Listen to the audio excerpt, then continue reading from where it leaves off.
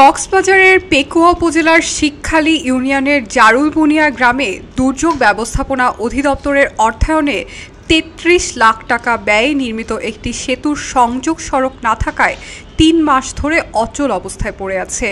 দীর্ঘদিনের অব্যবস্থাপনায় ক্ষুব্ধ হয়ে স্থানীয়রা কাদা জমে থাকা সড়কে ধান রোপণ করে অভিনব প্রতিবাদ জানিয়েছে।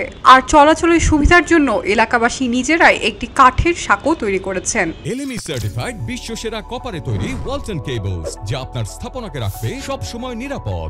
সেতুর মূল কাঠামোর কাজ শেষ হলেও উভয় পাশে সংযোগ সড়কের নির্মাণ হয়নি।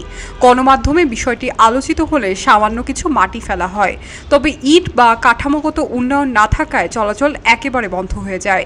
বৃষ্টির কারণে সড়কে পানি জমে থাকায় কাদায় পরিণত হয়, যা শিশু, বৃদ্ধ ও নারীদের চলাচলে ভয়াবহ দুর্ভোগ সৃষ্টি করে। মানুষ চলতে পারে না, ধান তো হয়, এই ধরনের মন্তব্য করে এলাকাবাসী প্রতীকী প্রতিবাদ নিয়ে সংযোগ সড়কে ধান রোপণ করেছেন। স্থানীয় এক নারী বলেন, এই রাস্তা দিয়ে মানুষ চলতে পারে না, তাই ভাবলাম ধান লাগিয়ে ফেলা ভালো, হয়তো কিছু ফলবে। দীর্ঘ প্রতীক্ষার পর সড়কের এক পাশে ভাঙাগড়ার মধ্য দিয়ে চলাচলের পথ তৈরি করতে না পেরে এলাকাবাসী নিজেরাই উদ্যোগ নিয়ে বাঁশ ও কাঠ দিয়ে সাঁকো নির্মাণ করেন। এর মাধ্যমে অন্তত শিশু ও রোগীদের আনা নেওয়া কিছুটা সহজ হয়েছে বলে জানিয়েছেন স্থানীয়রা। এছাড়া সেতুর পাশে থাকা জারুলবুনিয়া জামে মসজিদের গাইডওয়াল অজুখানা নির্মাণকালে ভেঙে ফেলা হয়। গাইডওয়ালটি মুসল্লিরা মেরামত করলেও অজুখানা এখনও অচল। নাম প্রকাশে অনিচ্ছুক এক মুসল্লি বলেন, নামাজে যেতে পারি, কিন্তু অজু করার ব্যবস্থা নেই। এটা ঠিকাদারের দায়িত্ব ছিল। প্রভাবশালী নেতার বিরুদ্ধে অর্থ লেনদেনের অভিযোগও করেছে এলাকাবাসী।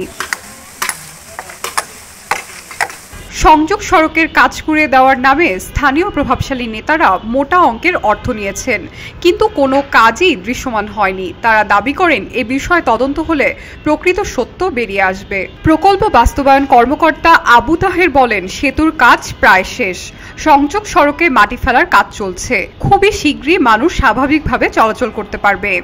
তবে স্থানীয়দের বক্তব্য, গত ৩ মাস ধরে এমন আশ্বাস শোনা যাচ্ছে, বাস্তবে কাজের কোনো গতি নেই। এলাকাবাসীর দাবি, দ্রুত সংযোগ সড়কের পূর্ণ নির্মাণ কাজ শেষ করা এবং মসজিদের অজুখানা পুনর্নির্মাণ, সম্ভাব্য দুর্নীতি ও অর্থ লেনদেনের বিষয়ে তদন্ত করে জড়িতদের বিরুদ্ধে ব্যবস্থা গ্রহণ করা। এলো খবরের কাগজ, নিখাদ, নির্ভীক, নিরপেক্ষ।